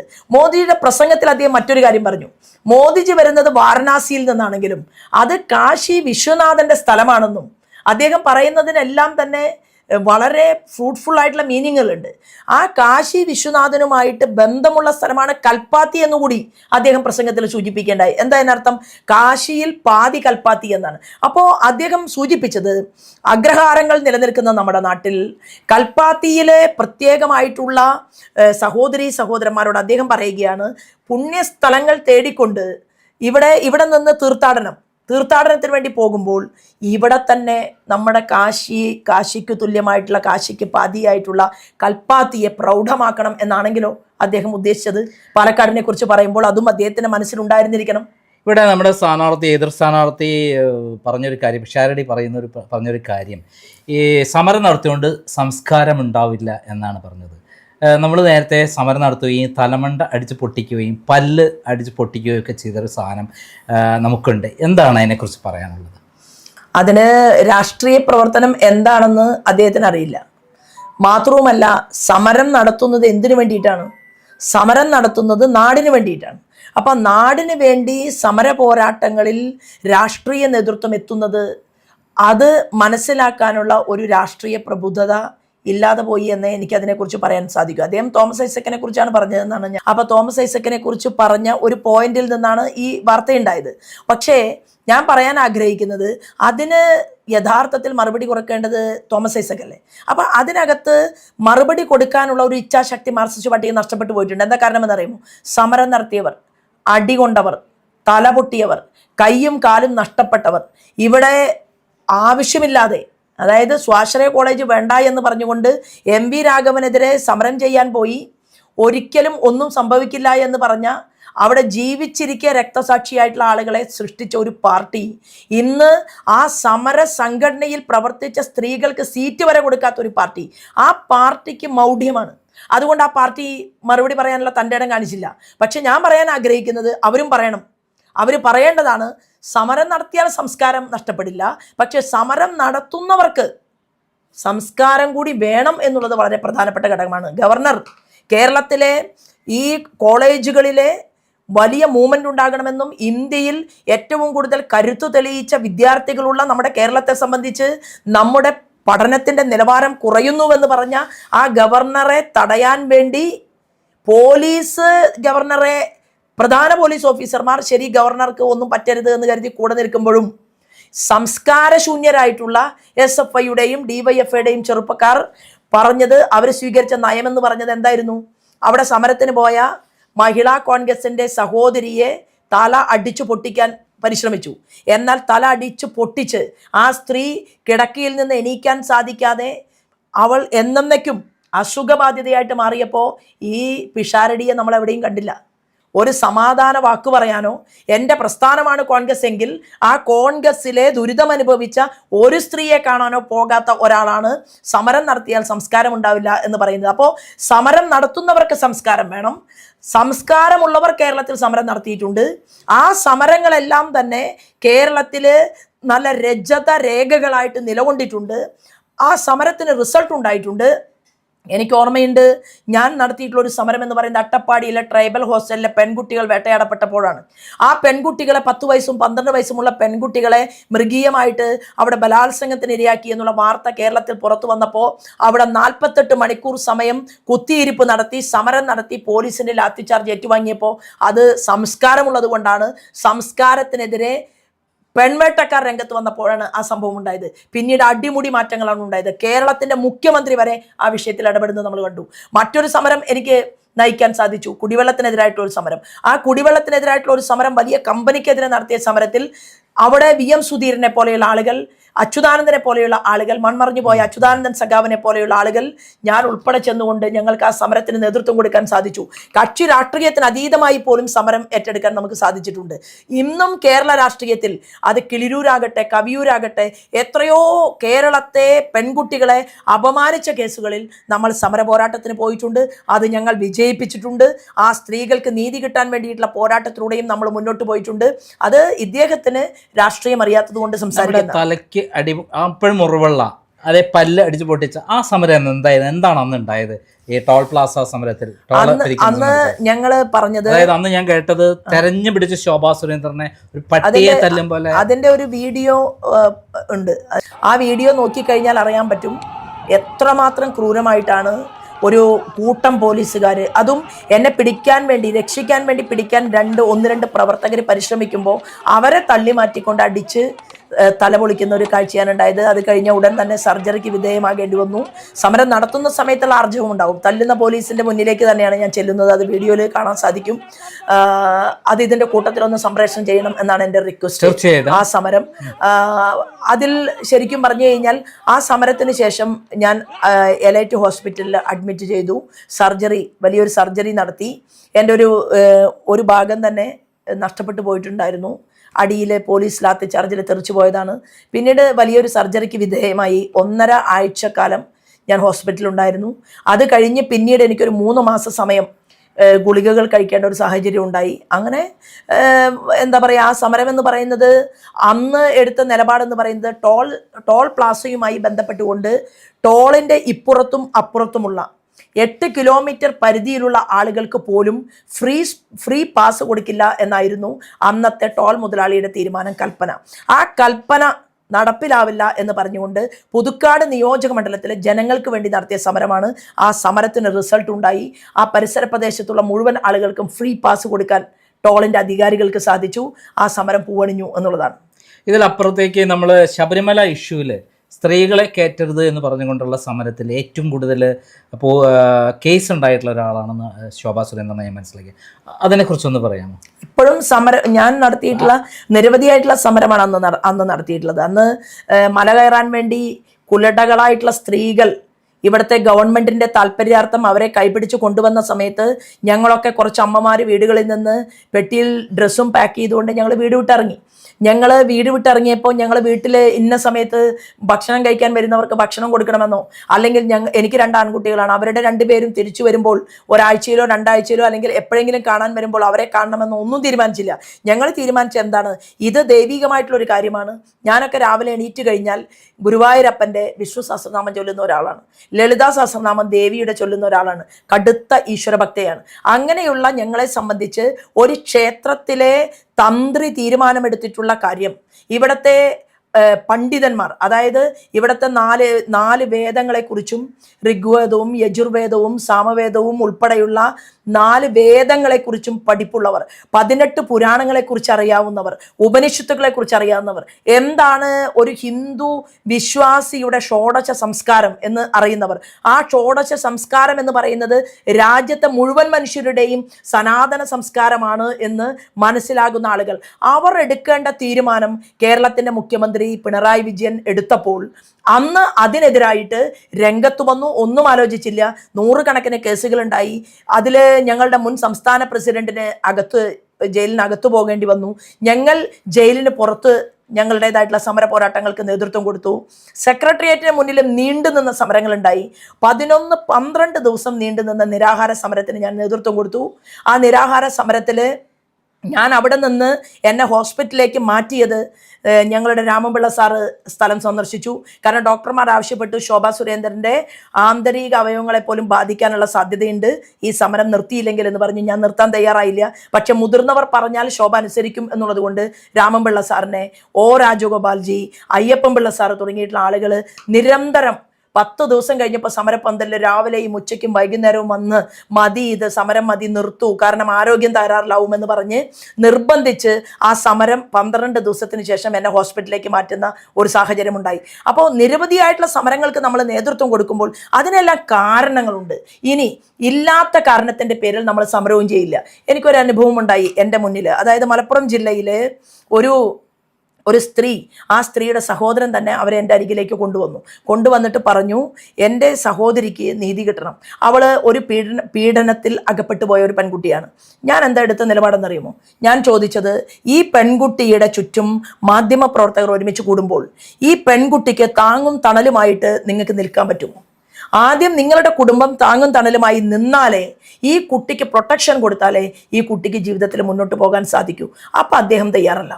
അപ്പം ഞാൻ പറഞ്ഞു, നിങ്ങൾ എന്തിനു വേണ്ടിയിട്ടാണ് ഈ കുട്ടിയെ മീഡിയയുടെ മുന്നിലേക്ക് കൊണ്ടുവരുന്നത്? എനിക്കത് മനസ്സിലായി, അതിനകത്ത് സാങ്കത്യം ഉണ്ടായിരുന്നില്ല. പക്ഷേ ആ പെൺകുട്ടിയെ നിങ്ങൾക്കറിയുമോ, ആ പെൺകുട്ടിയെ ഇന്നും അവളുടെ അമ്മയായിട്ട് ഞാൻ അവളെ നോക്കിക്കൊണ്ടിരിക്കുകയാണ്. അവളിപ്പോൾ പഠിച്ചു, അവൾ ഹരിയാനയിൽ MBBS ജോയിൻ ചെയ്തിരിക്കുകയാണ്. അപ്പോൾ എനിക്ക് ധാരാളം കുട്ടികൾ ഇത്തരത്തിൽ ഞാൻ കൈപിടിച്ച് വളർത്തിക്കൊണ്ടുവന്ന കുട്ടികളുണ്ട്. അവർക്ക് ശോഭ എന്ന് പറയുന്നത് അവരുടെ കൂടി അമ്മയാണ്. ഞാൻ എൻ്റെ 2 ആൺകുട്ടികളോടും പറയാറുണ്ട്, എനിക്ക് നിങ്ങൾ 2 ആൾ മാത്രമല്ല ഉള്ളത്, എനിക്ക് എൻ്റെ ചുറ്റും ധാരാളം കുട്ടികളുണ്ട് എന്ന് ഞാൻ പറഞ്ഞിട്ടുണ്ട്. പല സമയത്തും ഞാനത് അവരോട് പറഞ്ഞിട്ടുണ്ട്. ഞാൻ പഴങ്കഥകളെല്ലാം പറയുമ്പോൾ, അമ്മ ഇത് എത്ര നാളായി കേരളത്തിലെ ജനങ്ങളോട് പറയുന്നു, അത് നിർത്തിക്കൂടെ എന്നാണ് ചോദിക്കുന്നത്. ഏത് പട്ടിണി കിടന്ന കാര്യം പറയുമ്പോൾ, അല്ലെങ്കിൽ ഉടുക്കാൻ ഉടുതുണിക്ക് മറുതുണിയില്ലാത്ത പഴയ അനുഭവം പറയുമ്പോൾ, എൻ്റെ അച്ഛൻ പാടത്ത് നിലമുഴുവാൻ വേണ്ടി പോയി ചേറും ചെളിയും നിറഞ്ഞിട്ട് വീട്ടിലേക്ക് തിരിച്ചു വരുന്ന സമയത്ത് ഞാൻ ഓടിച്ചെന്ന് എൻ്റെ അച്ഛനെ കെട്ടിപ്പിടിക്കുന്ന കഥ പറയുമ്പോൾ, എൻ്റെ അച്ഛൻ എനിക്ക് തന്ന ഉപദേശം ഇതായിരുന്നു എന്നുള്ളത് പറയുമ്പോൾ, എന്തിനാ ഇത് പറഞ്ഞുകൊണ്ടിരിക്കുന്നത് എന്ന് ചോദിക്കുന്നത് സ്നേഹമില്ലാത്തതുകൊണ്ടല്ല. അപ്പോൾ അവർ പറയുന്നത്, അമ്മയ്ക്കിപ്പോൾ കൈപിടിക്കാൻ ഒരു മകനുണ്ട്, ഞാൻ ശാസ്ത്രജ്ഞനാണ്, ഞാൻ അമേരിക്കയിലാണ്. ശശി തരൂരിന് ശേഷം പബ്ലിക് പോളിസിക്ക് സെലക്ട് ചെയ്യപ്പെട്ട് 3 യൂണിവേഴ്സിറ്റികൾ സെലക്ട് ചെയ്ത് ഉന്നതമായിട്ടുള്ള നല്ല രീതിയിൽ ശമ്പളം വാങ്ങുന്ന ഒരു ജോലി ചെയ്യുന്ന ഒരു മോനമ്മയ്ക്കില്ല. ഇനി എന്തിനാണ് ഈ പട്ടിണിയും പരിവട്ടവും പറഞ്ഞുകൊണ്ടിരിക്കുന്നതെന്ന് ചോദിക്കുകയാണ്. എന്നെക്കുറിച്ച് ഒരു വാർത്ത വന്ന സമയത്ത് ഞാൻ താങ്കളെ, എൻ്റെ അമ്മയെ കാണിക്കുകയുണ്ടായി. എൻ്റെ അമ്മ എത്ര കുറഞ്ഞ സാഹചര്യമുള്ള ഒരു വീട്ടിലാണ് താമസിക്കുന്നത്. കാരണം എൻ്റെ അമ്മ വളരെയധികം ഇച്ഛാശക്തിയുള്ളൊരു സ്ത്രീയാണ്. അമ്മ പറഞ്ഞത്, എൻ്റെ മകനോട് പറഞ്ഞത്, നിൻ്റെ അമ്മയ്ക്ക് വലിയ വീട് വെച്ചാൽ ആ വീട്ടിലിരിക്കേണ്ട ആൾ ഞാനല്ല, അത് നിൻ്റെ അമ്മയാണ്. അവിടെ പല ആളുകളും വരും, പാർട്ടിക്കാർ വരും. അപ്പം എൻ്റെ അമ്മ എൻ്റെ കുട്ടിയെ വളർത്തിയതാണ്. ചെറുപ്പം മുതൽ ഞാൻ ഈ പ്രവർത്തനത്തിനെല്ലാം പോകുന്ന സമയത്ത് എൻ്റെ മകനെ കുളിപ്പിക്കുന്നതും എൻ്റെ മകന് ഭക്ഷണം കൊടുത്തിട്ടുള്ളതും എൻ്റെ മകനെ കൈപിടിച്ച് ഉയർത്തിയിട്ടുള്ളത് എല്ലാം എൻ്റെ അമ്മയാണ്. എൻ്റെ അമ്മയ്ക്ക് എഴുത്തുമാനെ അറിയില്ല. പക്ഷേ ഇവൻ സ്കൂൾ വിട്ട് വരുമ്പോഴേക്കും എൻ്റെ അമ്മ പറയും പാഠം ചൊല്ലി പഠിക്കടാ, പാഠം ചൊല്ലി പഠിക്കടാ എന്ന് പറയും. പഴയ വാക്കാണത്. പാഠം ചൊല്ലി പഠിക്കുക എന്ന് പറഞ്ഞു കഴിഞ്ഞാൽ പാഠപുസ്തകം പഠിക്കുക, അതാണ് അതിൻ്റെ അർത്ഥം. അപ്പോൾ ഹരിക്കുട്ടൻ എന്നാണ് വിളിക്കുന്നത്. ഹരിക്കുട്ടൻ എന്ത് ചെയ്യും, അവിടെ ഇരുന്ന് ഇങ്ങനെ എഴുതിക്കൊണ്ടേയിരിക്കും. അപ്പം ഞാൻ പ്രോഗ്രാം കഴിഞ്ഞ് തിരിച്ചു വരുമ്പോൾ ഞാൻ അമ്മയോട് ചോദിക്കും, ഹരിക്കുട്ടൻ പഠിക്കണ്ടോ? അപ്പോൾ അമ്മ പറയും, ഒരു ഭക്ഷണം പോലും അവൻ കഴിക്കില്ല. സ്കൂൾ വിട്ട് വന്ന് അവൻ എപ്പോഴും എഴുതുമ്പോൾ ഒരു മൂളലാണ്. ഇങ്ങനെ ചെറുപ്പത്തിൽ, ഇപ്പോഴല്ല, ചെറിയ കുട്ടിയായിരിക്കുമ്പോൾ അവനൊരു ട്യൂണാണ് എഴുതുമ്പോൾ. അത് എഴുതുന്നത് ഒന്നും മിണ്ടാതെ ഇങ്ങനെ മൂളിക്കൊണ്ടേയിരിക്കും. മൂളി ഹോംവർക്ക് എല്ലാം കഴിച്ച് അത് കഴിഞ്ഞ് കുളിച്ച് വന്ന് പിന്നെ നാമം ചൊല്ലും. അപ്പോൾ അവൻ ഭഗവത്ഗീത ചൊല്ലണമെങ്കിൽ ധർമ്മക്ഷേത്രേ കുരുക്ഷേത്രേ സമവേദായുത്സവ മാമക പാണ്ഡവാശ്ചൈവ കിമകുർവത സഞ്ജയ ദൃഷ്ട്വാദു പാണ്ഡവാനീകം വ്യൂഢം ദുര്യോധനസ്തത ആചാര്യം ഉപസംഗമ്യ രാജാവചനം അബ്രവീത് എന്ന് തുടങ്ങുന്ന ശ്ലോകം ഞാൻ പഠിക്കണ്ടേ? അപ്പോൾ എനിക്കിതെങ്ങനെ കിട്ടി? ഞാൻ ബാലഗോകുലത്തിലൂടെ വളർന്നു വന്ന ഒരു സ്ത്രീ ആയതുകൊണ്ട്, പെൺകുട്ടി ആയതുകൊണ്ട്, ചെറുപ്പത്തിൽ എനിക്ക് അത്തരത്തിലുള്ള സംസ്കൃതം പഠിച്ചിട്ടില്ലെങ്കിലും ശ്ലോകങ്ങൾ അറിയാനും അതിൻ്റെ അർത്ഥം മനസ്സിലാക്കാനും ഒക്കെയുള്ള ഒരു സാഹചര്യം കിട്ടി. അപ്പം ഞാനത് 2 കുട്ടികളെയും പഠിപ്പിച്ചു, 2 പേരെയും സംസ്കൃതം പഠിപ്പിച്ചു. അപ്പോൾ അവർ സംസ്കൃതം പഠിച്ചു, പക്ഷേ അവർ വളരെയധികം ഇംഗ്ലീഷും പഠിച്ചു. ഞാൻ പറഞ്ഞു വരുന്നത്, അങ്ങനെ അവരുടെ ഇടയിൽ ഞാൻ ഈ വിഷയങ്ങളെക്കുറിച്ചൊക്കെ പറയുമ്പോൾ അത് മതി അമ്മ എന്ന് പറയുന്നുണ്ടെങ്കിൽ പോലും എൻ്റെ കുട്ടികൾ അതിന് തയ്യാറാണ്. ഇപ്പോൾ ഒരാൾ റാങ്ക് വാങ്ങി, ഞാൻ മലേഷ്യയിലേക്ക് ടൂറ് പറഞ്ഞയച്ചിരിക്കുകയാണ്. കാരണം അവൾക്ക് വീട്ടിൽ പൈസയില്ല. അവളുടെ മുഴുവൻ വിദ്യാഭ്യാസ ചെലവും ലോജിസ്റ്റിക്കിൻ്റെ പഠനം മുഴുവൻ ഏറ്റെടുത്ത് ഞാനാണ്. അത് വലിയൊരു എമൗണ്ട് ചിലവായിട്ടാണ് ആ കുട്ടിയെ നമ്മൾ പഠിപ്പിച്ചത്. അപ്പോൾ അവൾ എന്നെ വിളിച്ചിട്ട് ചോദിച്ചു, ഞാൻ ചോദിച്ചു എന്താ വിശേഷങ്ങൾ? ഒരാഴ്ചയിൽ ഒരു ദിവസം ഞാൻ വിളിക്കും. അപ്പോൾ അവൾ പറഞ്ഞ് ഞാൻ ക്ലാസ്സില്ല, വീട്ടിൽ വന്നിരിക്കുകയാണ്. അപ്പോൾ ഞാൻ ചോദിച്ചാൽ എന്താ ക്ലാസ് ഇല്ലാത്തത്? ഇപ്പോൾ ഫൈനൽ ഇയർ അല്ലേ? അപ്പോൾ പറഞ്ഞില്ല, എല്ലാവരും ടൂറ് പോവാണ്, അപ്പോൾ നിനക്ക് പോകണ്ടേ? അപ്പോൾ എന്നോട് പറഞ്ഞു, ഞാൻ പോകുന്നില്ല അമ്മ, ശോഭമ്മ എന്നാണ് വിളിക്കുന്നത്, ഞാൻ പോകുന്നില്ല. അപ്പോൾ ഞാൻ ചോദിച്ചു അതെന്താ പോകാത്തത്? അതിന് പൈസ വേണ്ടേ? അപ്പോൾ ഞാൻ പറഞ്ഞു, അപ്പോൾ കോളേജ് അധികൃതർ തരില്ലേ, അടച്ച ഫീസിൽ നിന്ന് അവർക്ക് എടുക്കാലോ. അങ്ങനെ എൻ്റെ നിർബന്ധത്തിന് വഴങ്ങി മലേഷ്യയൊക്കെ ചുറ്റിക്കറങ്ങി ആളിപ്പോൾ തിരിച്ചു വരികയാണ്. ഇന്നലെ എന്നെ വിളിച്ച് ചോദിച്ചത്, ഞാൻ ശോഭമ്മ ജയിക്കാൻ വേണ്ടിയിട്ട് അവിടെ വന്ന് എൻ്റെ ശോഭമ്മയ്ക്ക് വോട്ട് കൊടുക്കണമെന്ന് ഞാൻ പറയണോ? അവർ പരസ്യമായിട്ടൊരു പരിപാടി പ്രോഗ്രാം നടത്തി. അതായത് ധാരാളം കുട്ടികളെ നമ്മൾ എടുത്ത് അവരെ വളർത്തുന്നു, അവർക്ക് വേണ്ട എല്ലാം ചെയ്തു കൊടുക്കുന്നു എന്നുള്ളതാണ് ഞാൻ മനസ്സിലായത്. എത്രമാത്രം സത്യമാണ് അതിൽ? സത്യമുണ്ട്. പക്ഷേ എനിക്കിഷ്ടമല്ല അവരെ കൂടുതൽ. അതായത് ഒരാൾ ഡോക്ടർ, ഒരാൾ എഞ്ചിനീയർ, നാളെ അവൻ അധ്വാനിച്ച് കഷ്ടപ്പെട്ട് അവൻ വലിയ കമ്പനി നടത്തുന്ന ഒരുത്തനാണ്. അവൻ പറഞ്ഞത് എന്താണെന്നറിയോ? അതായത് ഡോക്ടറായിട്ട് വിദേശത്താണ് പഠിച്ചത്. ഞാൻ പറഞ്ഞാണ്, പുറം നാടുകളിൽ പോയി ഡോക്ടർ MBBS വേണ്ട, നമുക്ക് MBBS ഇവിടെ വേണം. ഞാൻ ഇപ്പോൾ പഠിപ്പിച്ചുകൊണ്ടിരിക്കുന്നവൻ MBBS കഴിഞ്ഞ് ഹരിയാനയിലാണ്. ഇവനോടും ഞാൻ പറഞ്ഞു, നീ ഹരിയാനയിലോ അല്ലെങ്കിൽ മധ്യപ്രദേശിലോ എവിടെയാണോ നമുക്ക് കുറഞ്ഞ ഫീസിന് പഠിക്കാൻ പറ്റുക അവിടെ പോയി നമുക്ക് പഠിക്കാമെന്ന് പറഞ്ഞു. എൻ്റെ വാക്ക് കേൾക്കാതെ പുറം നാട്ടിലേക്ക് പോയി. അവർക്ക് പല പ്രശ്നങ്ങളുണ്ട്. നമ്മുടെ ഗവൺമെൻറ്റിൻ്റെ പരീക്ഷ എഴുതി വിജയിക്കാൻ സാധിക്കണം. അപ്പോൾ എന്നോട് പറയണം, അമ്മ എന്നാൽ പിന്നെ ഇത് നിർത്തിയിട്ട് ഞാനൊരു കമ്പനി തുടങ്ങിയാലോ, സ്റ്റാർട്ടപ്പ് കമ്പനി തുടങ്ങിയാലോ, അങ്ങനെ ചിന്തിക്കുക. ഞാൻ പറഞ്ഞു അതല്ല, ഞാൻ ആലോചിക്കാം. ഇപ്പോൾ വരുന്നുണ്ട്, ഇപ്പോൾ ഒരു 4-5 കുട്ടികൾ ഇപ്പം തന്നെ ഉണ്ട് ഇവിടെ ഫീൽഡിലുണ്ട്. പക്ഷെ ഞാൻ ആരെയും ഇൻട്രൊഡ്യൂസ് ചെയ്തിട്ടില്ല മാധ്യമങ്ങളുടെ മുന്നിൽ. ഞാൻ മനസ്സിലാക്കിയെടുത്തോളം ഈ കേരളത്തിൽ BJP പിണറായി വിജയനെ കടന്നാക്രമിച്ചുകൊണ്ട് പ്രവർത്തിക്കുന്ന ഒരു നേതാവാണ് ശോഭാ സുരേന്ദ്രൻ. AI ക്യാമറ വിഭാഗത്തിൽ അവരുടെ മകൻ്റെ അമ്മായിച്ചനടക്കം മുൾമുനയിൽ നിർത്തി ശരിക്കും ആരോപണ വിധേയനാക്കിയിട്ടുണ്ട്. അതേപോലെ എല്ലാ കേസും, അദ്ദേഹത്തിൻ്റെ സ്വർണ്ണക്കള്ളക്കടത്ത് കേസ്, അതുപോലെ നിരവധി കേസുണ്ട്. ഇത്രമാത്രം ശക്തമായിട്ട് പിണറായി വിജയനോട് ഫൈറ്റ് ചെയ്യണമെങ്കിൽ അസമാന ധൈര്യം വേണം. പ്രത്യേകിച്ചും ധർമ്മടത്ത് പോയി വെല്ലുവിളിക്കുന്നു, മട്ടന്നൂർ പോയി വെല്ലുവിളിക്കുന്നു. എവിടെ നിന്നാണ് ഇത്ര ധൈര്യം കിട്ടിയിരിക്കുന്നത്? അല്ലേ, ഇതിപ്പോൾ നോക്കൂ, എല്ലാ തെരഞ്ഞെടുപ്പിലും, കഴക്കൂട്ടം തെരഞ്ഞെടുപ്പിൽ എനിക്കെതിരെയുള്ള ഒരു ഗൂഢാലോചന നടന്നു അല്ലേ? ഞാൻ അതിനകത്ത് അല്ല നടന്നു. രണ്ടാമത് ആലപ്പുഴ തെരഞ്ഞെടുപ്പുണ്ടായി. ആലപ്പുഴ തെരഞ്ഞെടുപ്പിലും ഇവരൊരു സ്ത്രീയാണ്, ഇവരെ ജനം മുഴുവൻ ആഗ്രഹിക്കുന്നു, ഇഷ്ടപ്പെടുന്നു, ഇവരെ ഞാൻ പ്രൊമോട്ട് ചെയ്യണം എന്ന് ചിന്തിക്കേണ്ടതിന് പകരം അന്നും നശിപ്പിക്കാൻ ആവശ്യമായിട്ടുള്ള ആസൂത്രണങ്ങളെല്ലാം നടന്നു. അപ്പോൾ ഈ കേരളത്തിൽ ഞാൻ ഇല്ലാതായാൽ, എന്നെ മാനസികമായി വേദനിപ്പിച്ചാൽ, ഞാൻ പൊതുപ്രവർത്തനം നിർത്തിയാൽ ഗുണമാർക്കാണ്? ഇവിടുത്തെ വലിയ വലിയ അഴിമതിക്കാർക്കാണ്, ഇവിടുത്തെ വലിയ വലിയ ക്രിമിനൽ സംഘങ്ങൾക്കാണ്. അപ്പോൾ ആ ക്രിമിനൽ സംഘങ്ങളും അഴിമതിക്കാരും ചേർന്ന് എന്നെ വേട്ടയാടാൻ ശ്രമിക്കുമ്പോൾ ഞാൻ എന്താണ് തീരുമാനമെടുക്കേണ്ടത്? കൂടുതൽ ഊർജ്ജത്തോടുകൂടി പ്രവർത്തിക്കണം. ശോഭാ സുരേന്ദ്രൻ എന്ന് പറയുന്നത് കേരളത്തിലെ മുഴുവൻ സ്ത്രീകൾക്കും പൊതുപ്രവർത്തന രംഗത്ത് നിൽക്കുന്ന ഏതൊരാൾക്കും ഒരു നാളെ പറയണം, എന്ത് നമുക്ക് അനുഭവിച്ചാലും നമ്മൾ ഒരു തീരുമാനമെടുത്തിട്ടുണ്ടെങ്കിൽ ആ സ്ഥൈര്യം അത് മുറുകെ പിടിച്ചുകൊണ്ട് മുന്നോട്ട് പോയാൽ ഒരു ദിവസം നമ്മൾ വിജയിക്കും എന്നുള്ള ഒരു റോൾ മോഡലാകാൻ എനിക്ക് സാധിക്കുമോ എന്ന് ഞാൻ പരിശോധിക്കുകയാണ്. എന്നോടൊരാൾ ചോദിച്ചു, എന്തുകൊണ്ടാണ് നിങ്ങൾക്ക് കളർഫുള്ളായി നടക്കാൻ സാധിക്കാത്തത്?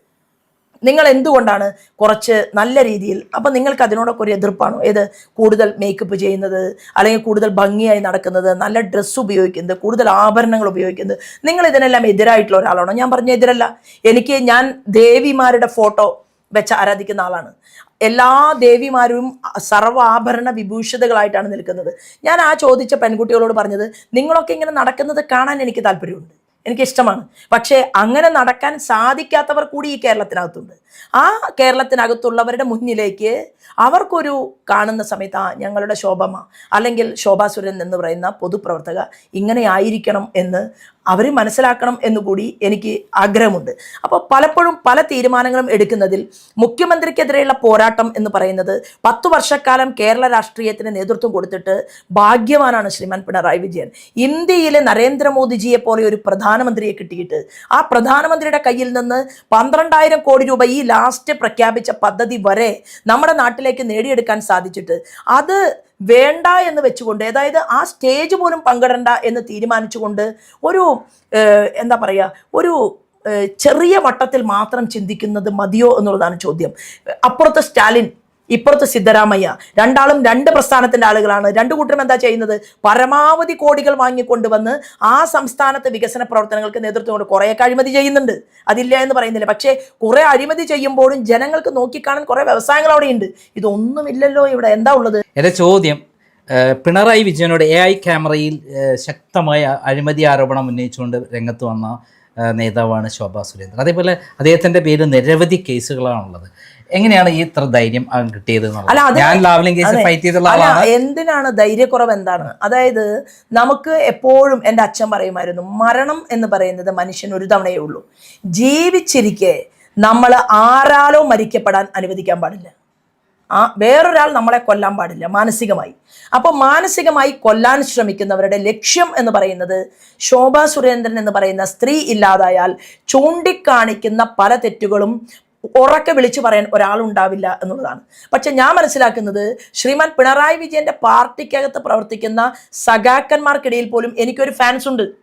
അത് ഞാൻ മനസ്സിലാക്കിയത് ആലപ്പുഴയിൽ തെരഞ്ഞെടുപ്പിൽ മത്സരിച്ച സമയത്ത് അതിനുശേഷം സഖാവ് അച്യുതാനന്ദൻ അദ്ദേഹത്തിൻ്റെ മരണം ഉണ്ടായി. അദ്ദേഹത്തിൻ്റെ മരണത്തിൽ ഞാൻ അദ്ദേഹത്തിൻ്റെ ഭൗതിക ശരീരം കാണാൻ വേണ്ടിയിട്ട് പോയ യാത്രയിൽ ശോഭാ സുരേന്ദ്രനെ ഇൻകുലാബ് സിന്ദാബാദ് വിളിക്കുന്ന സഖാക്കന്മാരെ എനിക്കവിടെ കാണാൻ പറ്റി. അപ്പം അതിനർത്ഥം മുഖ്യമന്ത്രിയുടെ പാർട്ടിക്കകത്ത് പോലും ശോഭമ്മ അല്ലെങ്കിൽ ശോഭാ സുരേന്ദ്രന് സാധാരണക്കാരായിട്ടുള്ള ആളുകളുടെ ഹൃദയമുണ്ട്, സ്നേഹമുണ്ട്. പക്ഷെ അവർക്ക് പുറത്തിറങ്ങി വരാൻ പറ്റില്ല. അവർ അണിയറയിലാണ്. ഈ പാലക്കാടും അതിൻ്റെ റിഫ്ലക്ഷൻ ഉണ്ട്.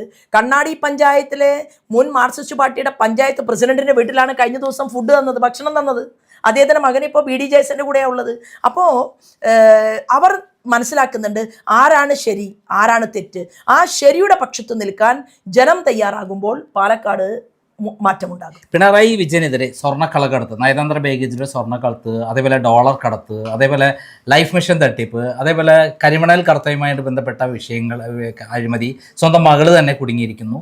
അതേപോലെ AI ക്യാമറ നമ്മൾ ഉന്നയിച്ച വിവാദം, ഇതൊക്കെ നിലവിലിരിക്കുകയാണ്. അദ്ദേഹത്തെ ഇന്നേ വരെ തൊടാൻ ആർക്കും കഴിയുന്നില്ല. എന്തുകൊണ്ടാണ്? കാരണം എല്ലാം കൊണ്ടുവന്ന് BJP ആണ്. അല്ലല്ല, കാരണം ആഭ്യന്തര വകുപ്പ് അദ്ദേഹത്തിന്റെ കയ്യിലാണ്. ഈ തെറ്റ് ചെയ്ത ഒരാളെ തെങ്ങിൽ കെട്ടിയിട്ട് അടിക്കണമെന്ന് പറഞ്ഞ AK ഗോപാലന്റെ പാർട്ടി, EM ശങ്കരൻ നമ്പൂതിരിപ്പാടിനെ പോലെയുള്ള ആളുകൾ തലപ്പത്തിരുന്നൊരു പാർട്ടി, കൃഷ്ണപിള്ളയെ പോലെ ധാർമ്മികമായ മൂല്യങ്ങൾ വെച്ച് പുലർത്തിക്കൊണ്ട് മുന്നോട്ട് പോയിരുന്ന ഒരു പാർട്ടി, ആ പാർട്ടിയിൽ ഇത്തരമൊരു സാഹചര്യം ഉണ്ടാകുമ്പോൾ നിങ്ങൾ രാജിവെച്ച് മാറി നിൽക്കണം എന്ന് പറയാനുള്ള നട്ടല്ലില്ലാത്ത, ആർജവമില്ലാത്ത നേതൃനിരയിലിരിക്കുന്ന ചില ആളുകളുടെ ഒരു കൂട്ടം അദ്ദേഹത്തോടൊപ്പം ചേർന്ന് നിന്നുകൊണ്ട് മുന്നോട്ട് പോകുന്നത് കൊണ്ടാണ് ഇവിടുത്തെ ആഭ്യന്തര വകുപ്പ് ഇന്നും അദ്ദേഹത്തിന്റെ കൈകളിൽ നിൽക്കുന്നത്. ഇന്നലെ മോദിജി എന്താ പറഞ്ഞത്? ശ്രീമാൻ നരേന്ദ്രമോദി പറഞ്ഞത്, ഇടതുപക്ഷം LDFും UDFും മാറി മാറി ഭരിച്ച ഈ കേരളത്തിൽ BJPക്കൊന്ന് അധികാരം കിട്ടിക്കോട്ടെ, തെറ്റ് ചെയ്തവരാരും ശിക്ഷിക്കപ്പെടാതെ പോകില്ല എന്നുള്ള സൂചന നൽകിയിട്ടുണ്ടെങ്കിൽ കേരളം പാകമാവും. കേരളത്തിൽ ഞങ്ങളുടെ ആഭ്യന്തര വകുപ്പ് മന്ത്രി ഉണ്ടാകും. അന്ന് ഉപ്പ് തിന്നവരൊക്കെ വെള്ളം കുടിക്കുമെന്നുള്ള കാര്യത്തിൽ ഒരു തർക്കവും വേണ്ട. പക്ഷേ നമുക്കറിയാം ലാവ്ലിൻ കേസ് ഞാൻ പുറത്തു കൊണ്ടുവന്നതാണ്, ഞാൻ CBI അന്വേഷണം കൊണ്ടുവന്നതാണ്, ഹൈക്കോടതി പെറ്റീഷൻ കൊടുത്തിട്ട് അദ്ദേഹം പ്രതിയായതാണ്. ഇപ്പോൾ സുപ്രീം കോടതിയിൽ നിൽക്കുന്ന കേസ് ഇത്രയും കാലം നീട്ടിക്കൊണ്ടുപോകുന്നത് CBI ആണ്. ഇത് പിണറായി വിജയനെ സംരക്ഷിക്കുകയല്ലേ ശരിക്കും ചെയ്തത്? അതുപോലെ സ്വർണ്ണക്കളകടത്ത് ഇവിടെ നമ്മുടെ നരേന്ദ്രമോദി അടക്കം ഇവിടെ വന്ന് അദ്ദേഹം കുറ്റക്കാരനാണെന്ന് കൃത്യമായി പറഞ്ഞിട്ടുണ്ട്, അമിത്ഷാ പറഞ്ഞിട്ടുണ്ട്, അല്ലെ സുരേന്ദ്രൻ ഉച്ചത്തിൽ വിളിച്ചു പറഞ്ഞതാണ്. അപ്പം ഈ കേസുകളിൽ ഒന്നും തന്നെ കേന്ദ്ര കുറ്റാന്വേഷണ ഏജൻസികളാണ് അന്വേഷിക്കുന്നത്. എവിടെയും അദ്ദേഹത്തെ തൊടാൻ പോലും തയ്യാറൊന്ന് ചോദ്യം ചെയ്യാൻ പോലും തയ്യാറാവുന്നില്ല. എന്തുകൊണ്ടാണ്? അതായത് ഈ കേസുകളൊന്നും ഫയൽ അവസാനിച്ചിട്ടില്ല. ഈ കേസുകൾ ഇപ്പോഴും മുന്നോട്ട് പോവുകയാണ്. ഈ കേസുകളിലും അന്വേഷണം ഉണ്ടാകും. CBI എന്ന് പറയുന്ന ഏജൻസിയെ സംബന്ധിച്ച് കേരള പോലീസ് തയ്യാറാക്കിയിട്ടുള്ള FIR എങ്ങനെയാണ് ഒരു കുറ്റം ചെയ്ത വ്യക്തിയെ രക്ഷിക്കേണ്ടത് എന്നുള്ള ആസൂത്രിതമായിട്ടുള്ള ഗൂഢാലോചനയെ തുടർന്നുണ്ടാക്കിയിട്ടുള്ള FIRകളാണ്. പല രേഖകളും നഷ്ടപ്പെടുത്തിയിട്ടുണ്ട്. സ്വർണ്ണക്കള്ളക്കടത്ത് കേസ് സോണിയാഗാന്ധിയുടെയും അതുപോലെ തന്നെ മകൻ രാഹുൽ ഗാന്ധിയുടെയും കൂട്ടുകാരനായിട്ടുള്ള ശ്രീമാൻ ചിദംബരത്തിൻ്റെ കേസും കൈകാര്യം ചെയ്യപ്പെട്ടതുപോലെ ഭാവിയിൽ കൈകാര്യം ചെയ്യപ്പെടുമെന്നുള്ള കാര്യത്തിൽ യാതൊരു തർക്കവുമില്ല. ആ ഒരു മൂവ്മെൻറ്റ് കേരളത്തിലുണ്ടാകും. തീർച്ചയായിട്ടും നോക്കിക്കോളൂ, ഈ തെരഞ്ഞെടുപ്പ് കഴിയുമ്പോൾ ധാരാളം ആളുകൾ കേരളത്തിൽ BJP നേതൃത്വം നൽകുന്ന NDAയിൽ വിജയിച്ചു വരും. മൂക്കുകൊണ്ട് ഷാ വരപ്പിക്കാനുള്ള എല്ലാ സാഹചര്യവും കേരളത്തിലുണ്ടാകും എന്ന് ഉറച്ച് ഞാൻ വിശ്വസിക്കുന്നു. പിണറായി വിജയനെ തെറ്റു ചെയ്തതിനുള്ള ശിക്ഷ എന്തായാലും അനുഭവിച്ചേ പറ്റൂ എന്നുള്ളതാണ്. അതിനൊരു ഡബിൾ എഞ്ചിൻ സർക്കാർ ശ്രീമാൻ നരേന്ദ്രമോദി പറഞ്ഞതുപോലെ ഈ നാട്ടിൽ ഉണ്ടാകും. പാലക്കാട് വന്നപ്പോൾ ഇവിടുത്തെ വയസ്സായ സ്ത്രീകൾ പോലും ശോഭേച്ചി എന്നാണ് വിളിക്കുന്നത്. ശോഭേച്ചിയാണെങ്കിൽ പ്രാവശ്യം ജയിക്കുക എന്ന് പറഞ്ഞാൽ ധാരാളം എല്ലാ ജാതിയിൽപ്പെട്ട മതത്തിൽപ്പെട്ട ആളുകളെ കണ്ടു. അതിൽ വയസ്സായ സ്ത്രീകളടക്കം ശോഭേച്ചി എന്നാണ് വിളിക്കുക, ശോഭാമ എന്നല്ല. എന്താണ് ഇത്രമാത്രം ഈ ആളുകൾ അട്രാക്ട് ചെയ്യാനുള്ള രഹസ്യം? എവിടെ ചെന്നാലും ഇരട്ടി വോട്ട് കിട്ടുന്നു, എവിടെ കൊണ്ടിട്ടാലും അതേ ഒരു സ്ഥലത്ത് അവിടെ വോട്ട് ഉണ്ടാക്കിയാൽ അടുത്ത സ്ഥലത്ത് കൊണ്ട് അവിടെയും ഇതേപോലെ വോട്ട് ഉണ്ടാക്കുന്നു, അതിൻ്റെ അടുത്ത സ്ഥലത്ത് കൊണ്ട് വോട്ട് ഉണ്ടാക്കുന്നു. ഇപ്പോൾ തിരിച്ച് മുമ്പ് ആദ്യം വലിയ വോട്ട് ഉണ്ടാക്കി കൊടുത്ത പാലക്കാട്ടിലെ സ്ഥിതി ഇതാണ്. ഇത് എന്താണ് ഇതിൻ്റെ വിജയരഹസ്യം? നമ്മുടെ അതിൻ്റെ കാരണം ഞാനൊരു ഉദാഹരണം പറയാം. ഞാൻ കഴിഞ്ഞ ദിവസം ഒരു വീട്ടിൽ വോട്ട് ചോദിക്കാൻ വേണ്ടി പോയി. അപ്പോൾ അവിടെ 2 കുട്ടികൾ ഇരിക്കുകയാണ്. ഒരു കുട്ടിക്ക് 7ാം ക്ലാസ്സിൽ പഠിക്കുന്ന കുട്ടി, ഒരു കുട്ടി 3ാം ക്ലാസ്സിൽ പഠിക്കുന്ന കുട്ടി. വീട് അടഞ്ഞു കിടക്കണം. വീടെന്ന് പറഞ്ഞാൽ ഒരു ചെറിയൊരു വീട്. അപ്പോൾ ഞങ്ങൾ അവരോട് ചോദിച്ചു, എന്താണ് ദുഃഖിച്ചിരിക്കുന്ന 2 കുട്ടികൾ, ആൺകുട്ടികളാണ്. അപ്പോൾ അവരുടെ ഡ്രസ്സും അവരുടെ ഇരിപ്പും എല്ലാം കണ്ട സമയത്ത് എനിക്കിതിലെന്തോ പന്തികേടുള്ളതായിട്ട് തോന്നി. അപ്പോൾ ആ കുട്ടി പറഞ്ഞത് 2 മാസമായി അച്ഛനെ കണ്ടിട്ട്. അന്വേഷിച്ചപ്പോൾ അറിഞ്ഞു അച്ഛൻ ഒരു ഹോസ്പിറ്റലിൽ വെന്റിലേറ്ററിലാണ്. അമ്മ കൂലിപ്പണിക്ക് പോലും പോകാൻ പറ്റാതെ അച്ഛനോടൊപ്പം അവിടെ കൂട്ടിരിക്കുകയാണ്. അനുജന്മാരും ബന്ധുക്കളും മുഴുവൻ പൈസ പിരിച്ച് ചികിത്സിച്ചിട്ടും ജീവൻ രക്ഷപ്പെടുമോ ഇല്ലയോ എന്നറിയാത്ത വേദനയിൽ അവരിയ്ക്കുകയാണ്. 2 പേരും പരീക്ഷ എഴുതിയിട്ടില്ല. ആ പരീക്ഷ എഴുതിയിട്ടില്ല എന്ന് മനസ്സിലായപ്പോൾ സ്ഥാനാർത്ഥിക്ക് എവിടേക്കാണ് പോകേണ്ടത്? ഇത് കഴിഞ്ഞാൽ അടുത്ത സ്ഥലത്തേക്ക് പര്യടനത്തിന് പോകേണ്ട ആളാണ്. എന്നെ കാത്ത് പൂമാലയും ബൊക്കയും പിടിച്ച് ആളുകൾ അവിടെ റോഡിൽ കാത്തിരിക്കുകയാണ്. പക്ഷെ ഞാൻ ചെയ്തത് ആ സ്ഥാനാർത്ഥിയാണ്. എനിക്ക് പെട്ടെന്ന് കയറി ഇടപെടാൻ പറ്റില്ല. എനിക്ക് ആശുപത്രിയിൽ ബില്ലടയ്ക്കാൻ പറ്റില്ല. എനിക്ക് ആ കുട്ടികളുടെ പഠനം ഉടൻ ഏറ്റെടുക്കാൻ പറ്റില്ല. പക്ഷേ ഞാനിത് ദുഃഖിച്ചപ്പോൾ എൻ്റെ മനസ്സ് കണ്ടറിഞ്ഞ് എൻ്റെ കൂടെയുള്ള ഉന്നതമായിട്ടുള്ള ഉദ്യോഗത്തിൽ നിന്ന് പിരിഞ്ഞ ഒരാൾ എന്നോട് പറഞ്ഞു, നേതാവ് ഒന്നും വിഷമിക്കേണ്ട. ഇങ്ങനെയാണ് വിളിക്കുന്നത്, നേതാവ് ഒന്നും വിഷമിക്കേണ്ട, ഒരു കാര്യം ചെയ്യാം, നമുക്ക് ആശുപത്രി വരെ പോവാം. അതല്ലേ ഇപ്പോൾ ആഗ്രഹം. പരിപാടി വിളിച്ചു പറഞ്ഞ് ക്യാൻസലാക്കി നമ്മൾ നേരെ ആശുപത്രിയിൽ പോയി. ഈ 2 കുട്ടികളെ അച്ഛൻ്റെ അനുജനെയും കൊണ്ട് ആശുപത്രിയിലേക്ക് വരുത്തി. അവിടെ ചെന്നു. ആശുപത്രി അധികാരിയെ ഞാൻ പോയി കണ്ടു. ഞാൻ പറഞ്ഞു, നിങ്ങൾക്കറിയോ ഇവർക്ക് ഇങ്ങനെ 2 കുട്ടികളുണ്ട്, ഇത്രയും വലിയ കനത്ത ബില്ലടയ്ക്കാൻ അവർക്ക് നിർവാഹമില്ല. അപ്പോൾ അദ്ദേഹം വളരെ സന്തോഷത്തോടു കൂടിയിട്ട് പെരുമാറി ആവുന്നതെല്ലാം തന്നെ വിട്ടുവീഴ്ച ചെയ്തു കൊടുക്കാമെന്ന് പറഞ്ഞു. അവിടെ നിൽക്കുന്ന എന്നെ സ്നേഹിക്കുന്ന ആളുകൾ ചേർന്ന് അവർ ഒരു 4 പേര് ഒരുമിച്ച് ചേർന്ന് അവിടെ അതിനാവശ്യമായിട്ടുള്ള പദ്ധതി ആവിഷ്കരിച്ച് ഈ കുടുംബത്തെ ഇപ്പോൾ സ്ഥാനാർത്ഥി എന്നുള്ള രീതിയിൽ ആ കുട്ടികളെ ഇലക്ഷൻ കഴിഞ്ഞ് പഠിപ്പിക്കാൻ ആരോടും ചോദിക്കണ്ടല്ലോ. ഇലക്ഷൻ കഴിഞ്ഞാൽ ആ 2 കുട്ടികളെയും ഞാൻ പഠിപ്പിക്കും. അവരുടെ ശോഭമ്മയാവും. ആവശ്യമായിട്ടുള്ള പഠിപ്പ് ഞാൻ അവർക്ക് കൊടുക്കും. അപ്പം ഇങ്ങനെ ഒരു ഗ്രാമത്തിൽ ചെന്ന് വോട്ടിന് വേണ്ടിയിട്ടല്ല ചെയ്തത്. ഇങ്ങനെ ഒരു ഗ്രാമത്തിൽ ചെന്ന് ഒരു ജോലി ഞാൻ ചെയ്താൽ ആ ഗ്രാമത്തിലെ സ്ത്രീകളെല്ലാവരും അതറിയില്ലേ? നമുക്ക് എന്തിനാ പബ്ലിസിറ്റി കൊടുക്കേണ്ട ആവശ്യം? എനിക്കത് വേദനയാണ്. എന്നെക്കൊണ്ടാവുന്ന രീതിയിൽ ഞാനും എൻ്റെ സഹപ്രവർത്തകന്മാരും ചേർന്ന് അതിനുള്ള പ്രവർത്തനങ്ങളുമായിട്ട് മുന്നോട്ട് പോകും. സുഗതകുമാരി ടീച്ചർ മരിക്കുന്നതിന് മുൻപ് പലതവണ ഞങ്ങളുമായിട്ട് ഒരുമിച്ചിരുന്നിട്ടുണ്ട്. അപ്പോൾ ടീച്ചർ പറഞ്ഞു, ശോഭ 2 കാര്യങ്ങളിൽ ശ്രദ്ധിക്കണം. ഒന്ന്, ഇവിടെ കാടുകൾ ഉണ്ടാവണം, ഇവിടെ മരങ്ങൾ വെച്ച് പിടിപ്പിക്കണം. സുഗതവനം ഇപ്പോൾ നടക്കുന്നുണ്ട്. പിന്നെ ശ്രീമാൻ കുമ്മനം രാജശേഖരൻ എന്നേക്കാൾ കൂടുതൽ പരിസ്ഥിതി പ്രേമി, അതായത് അദ്ദേഹം എന്നേക്കാൾ കൂടുതൽ പരിസ്ഥിതിക്ക് വേണ്ടി കാര്യങ്ങൾ ചെയ്ത ഒരാളായതുകൊണ്ട് കുമ്മനം ജി അതിന് വേണ്ടിയിട്ട് ഞങ്ങൾ എല്ലാവരും സന്തോഷത്തോടുകൂടി വിട്ടുകൊടുത്തിരിക്കുകയാണ്. അപ്പോൾ ആ സുഗതകുമാരി ടീച്ചർ മരിക്കുന്നതിന് മുൻപ് പറഞ്ഞത്, ഒരു സ്ത്രീ ഏത് പാതിരയ്ക്ക് വിളിച്ചാലും, ഒരു പെൺകുട്ടി ഏത് സമയത്ത് അമ്മയെന്ന് വിളിച്ച് ഓടി വന്നാലും വാതിൽ തുറന്നു കൊടുക്കാനും, ഇവിടുത്തെ അധികാരികളുടെ മുൻപിൽ അവരുടെ അമ്മയായിട്ട് തല ഉയർത്തിപ്പിടിച്ചുകൊണ്ട് കാര്യങ്ങൾ പറയാനും ശോഭയുണ്ടാവണം. ഞാൻ ശോഭയെ അതിൽ ഭാവിയിൽ അവരുടെ ഒരു താവളമായിട്ടും അവരുടെ തണലായിട്ടും ഞാൻ കരുതുന്നുവെന്ന് 3 തവണ പറഞ്ഞിട്ടുണ്ട്.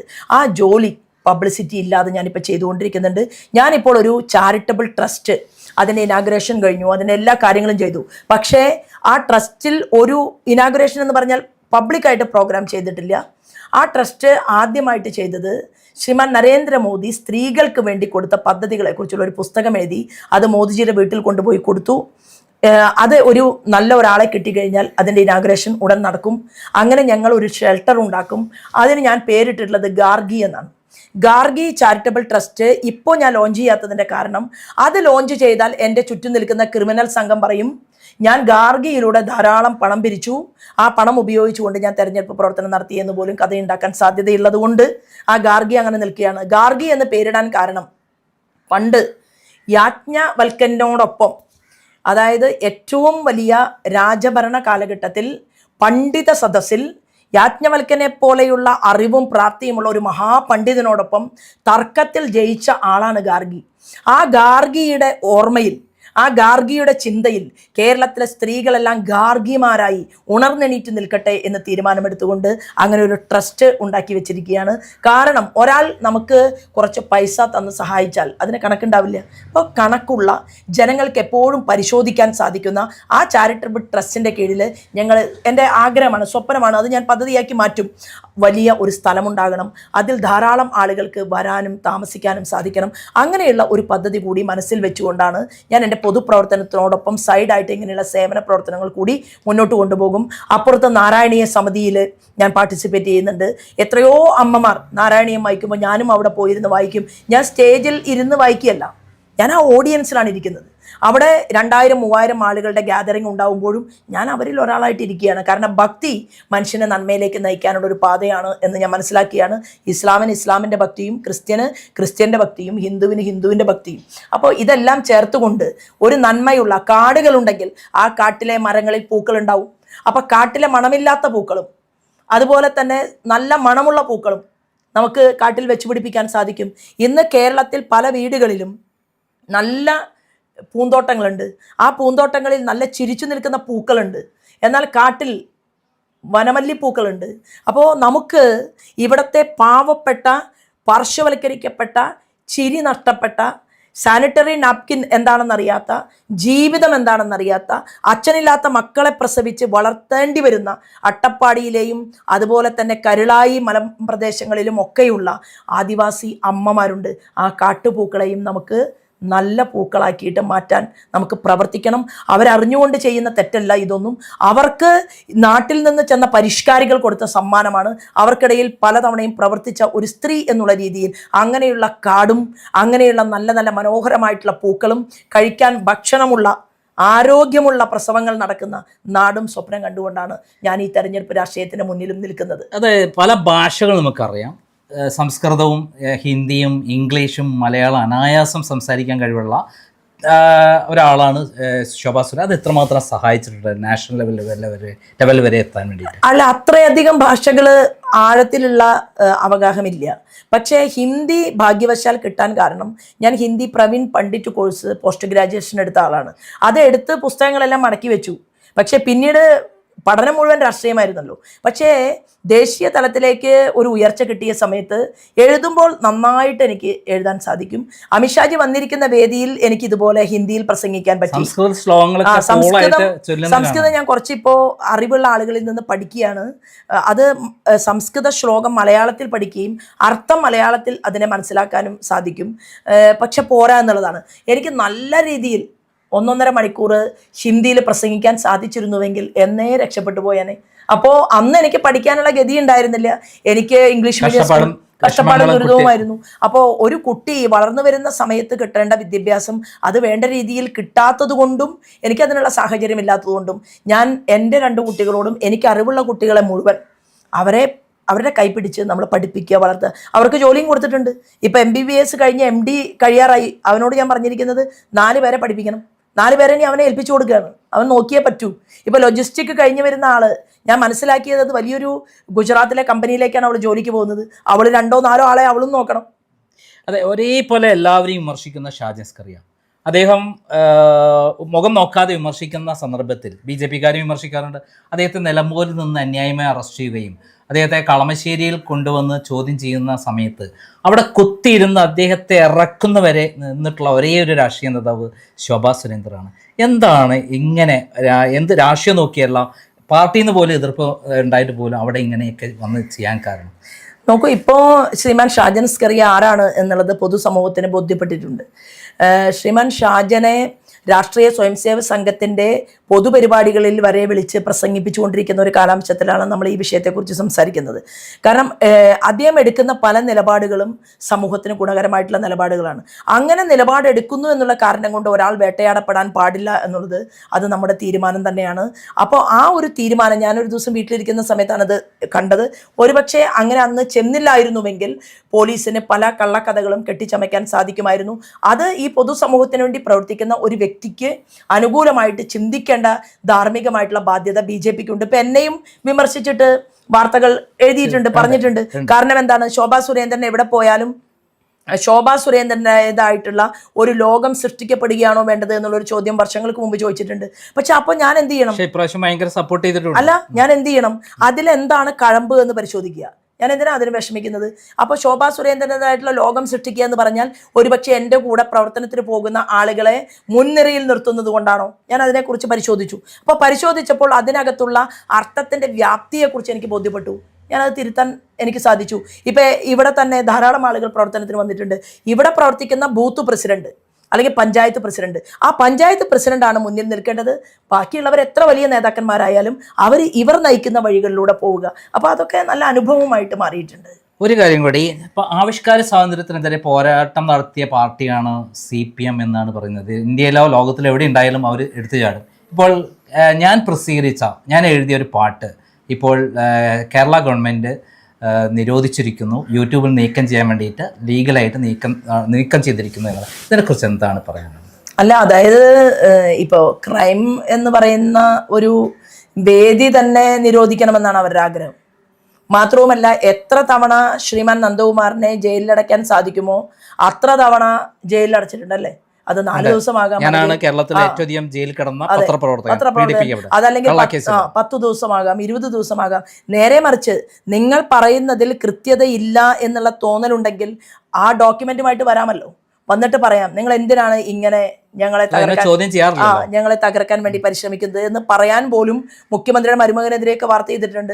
ഒരാളും തയ്യാറായത് കേരള രാഷ്ട്രീയത്തിൽ നമുക്ക് കാണാൻ സാധിക്കുന്നില്ല.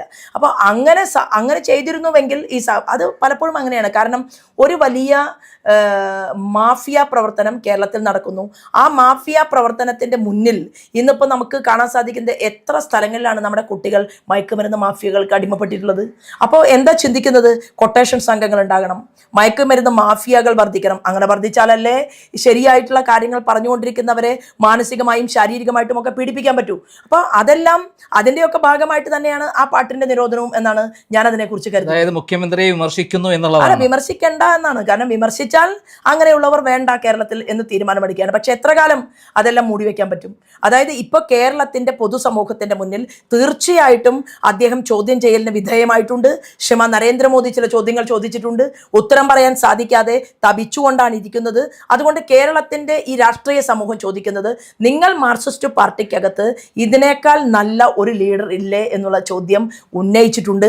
അത് പല കമ്മിറ്റികളിലും, മാർക്സിസ്റ്റ് പാർട്ടിയുടെ പല കമ്മിറ്റികളിലും ആ ചോദ്യങ്ങൾ പ്രകമ്പനം കൊള്ളുകയാണ്. വയലാറിലും പുന്നപ്രയിലും വരെ 1ാം സ്ഥാനം ഭാരതീയ ജനതാ പാർട്ടിക്ക് കിട്ടി. അവർ മാർക്സിസ്റ്റ് പാർട്ടി ഒന്നാം സ്ഥാനത്തിരുന്ന പഞ്ചായത്തുകളും കോൺഗ്രസ് ഒന്നാം സ്ഥാനത്തിരുന്ന പഞ്ചായത്തുകളും ശോഭ മത്സരിച്ചപ്പോൾ ആലപ്പുഴ പാർലമെന്റ് മണ്ഡലത്തിൽ BJP ആയി. അവിടെ ഞങ്ങൾ ഒന്നാം സ്ഥാനത്ത് വന്നു. പുന്നപ്ര വടക്ക്, പുന്നപ്ര തെക്ക്, അതുപോലെ തന്നെ കരുവാറ്റ പഞ്ചായത്ത് ഉൾപ്പെടെ നിരവധി, ഇപ്പോൾ ഈ കഴിഞ്ഞ പഞ്ചായത്ത് തെരഞ്ഞെടുപ്പിൽ 8 പഞ്ചായത്തുകളിൽ ഞങ്ങൾ ഭരണം പിടിച്ചു. അപ്പം വലിയൊരു മൂവ്മെന്റ് അവരുടെ കോട്ട കൊത്തളങ്ങളിൽ വരെ ഉണ്ടായിട്ടുണ്ട് എന്നുള്ളത് തീരെ ചെറിയ കാര്യമായിട്ട് കാണാൻ സാധിക്കില്ല. പക്ഷെ അദ്ദേഹത്തിന് ഹെൽപ്പ് കൊടുക്കുന്ന ഒരു കാര്യമാണ് പ്രതിപക്ഷത്തിന്റെ ഭാഗത്തു നിന്നുണ്ടാവുന്നത്. ധർമ്മടത്ത് ഒരു ഗടാഗടീനായിട്ടുള്ള ലീഡറെ നിർത്തി ചോദ്യം ചെയ്യിക്കേണ്ടതിന് പകരം, പ്രസംഗിപ്പിക്കേണ്ടതിന് പകരം അദ്ദേഹത്തിന് ബോൺമിറ്റ് കൊടുക്കുന്ന ഒരു പരിപാടി പ്രതിപക്ഷത്തിന്റെ ഭാഗത്തുനിന്നും ഉണ്ട് എന്നുള്ളത് മറക്കാൻ പാടില്ല. അതുകൊണ്ട് ധാർമ്മികമായ ഒരു പ്രതിപക്ഷം കേരള രാഷ്ട്രീയത്തിൽ ഉണ്ടാകണം. ആ റോൾ ഏറ്റെടുക്കുന്നതിൽ ഒരാളായിട്ട് മാറണം എന്ന് എനിക്ക് ആഗ്രഹമുണ്ട്. ആ ആഗ്രഹം ഞാൻ ഇവിടുത്തെ വോട്ടർമാരുടെ മുന്നിൽ വെച്ചിട്ടുണ്ട്. അവർ എൻ്റെ നെറുകയിൽ കൈവച്ച് അനുഗ്രഹിച്ചിട്ടുണ്ട് എന്നാണ് ഞാൻ വിശ്വസിക്കുന്നത്. ഇവിടെ എത്ര വോട്ടിന് ജയിക്കും? ഇവിടെ ഒരു 35,000 വോട്ടിനെങ്കിലും ജയിക്കണം എന്നാണ് ആഗ്രഹം. അതിനനുസൃതമായിട്ടുള്ള ഒരു പദ്ധതിയാണ് മുന്നോട്ട് പോകുന്നത്. കാരണം ശോഭ എന്ന് പറയുന്ന പ്രസ്ഥാനം കഴിഞ്ഞാൽ പിന്നീട് സെൽഫ്. അപ്പോൾ ശോഭയ്ക്ക് കുറച്ച് വോട്ടുണ്ട്, അതെല്ലാ പാർലമെന്റിലും എല്ലാ അസംബ്ലിയിലും കിട്ടിയിട്ടുണ്ട്, അത് പാലക്കാടും കിട്ടും. അപ്പോൾ തീർച്ചയായിട്ടും വലിയൊരു ഭൂരിപക്ഷം ഉണ്ടാകും. ഒരു അണ്ടർ കറണ്ട് ഈ പാലക്കാട് നിയോജക മണ്ഡലത്തിൽ പ്രവർത്തിച്ചുകൊണ്ടിരിക്കുന്നുണ്ട്. കേരളത്തിൽ എത്ര BJP സീറ്റ് നേടും? അല്ല, BJPക്ക് ഒരു ഡബിൾ എഞ്ചിൻ സർക്കാർ ഉണ്ടാക്കാൻ സാധിക്കുമോ എന്ന് കരുതിക്കൊണ്ടാണ് ഏറ്റവും കൂടുതൽ സ്ത്രീകൾക്ക് സീറ്റ് കൊടുത്തിരിക്കുന്നു. കഴിവും പ്രാപ്തിയുമുള്ള ആളുകൾ തെരഞ്ഞെടുപ്പ് ഗോതയിൽ മത്സരിക്കുന്നു. NDAയുടെ ഘടകകക്ഷികളും മത്സരിക്കുന്നു. ഒരു വലിയ മൂവ്മെന്റ് ഉണ്ടാകും എന്നുള്ള ശുഭപ്രതീക്ഷയിലാണ് കേരള BJP പ്രവർത്തകർ കാത്തിരിക്കുന്നത്. കേരളത്തിൽ BJPയുടെ അടിത്തറ പാകുന്നതിൽ നിർണായക പങ്കുവച്ച ശോഭാ സുരേന്ദ്രൻ കഷ്ടപ്പാടിൻ്റെയും ദാരിദ്ര്യത്തിൻ്റെയും തീച്ചുഴിയിൽ നിന്നും വളർന്നു വന്ന അനുഭവങ്ങളിൽ നിന്നും വളർന്ന അവർ ഇന്ന് പാലക്കാട് മത്സരിക്കുന്നു. അവരെ വിജയിപ്പിക്കേണ്ടത് ഈ നാടിൻ്റെ ആവശ്യമാണ്. അവർ നിയമസഭയിലെത്തേണ്ടത് നമ്മുടെ നാടിൻ്റെ ആവശ്യമാണ്. കാരണം ആരുടെയും മുന്നിൽ മുട്ടുമടക്കാതെ തൻ്റെയുടെ പൂർവ്വം നിയമസഭയിൽ അവർക്ക് അവതരിപ്പിക്കാൻ കഴിയും. അത് ഈ നാടിന് വേണ്ടിയായിരിക്കും. അവർ വിജയിക്കട്ടെ എന്ന് ആശംസിക്കുന്നു. നന്ദി, നമസ്കാരം. നമസ്തേ.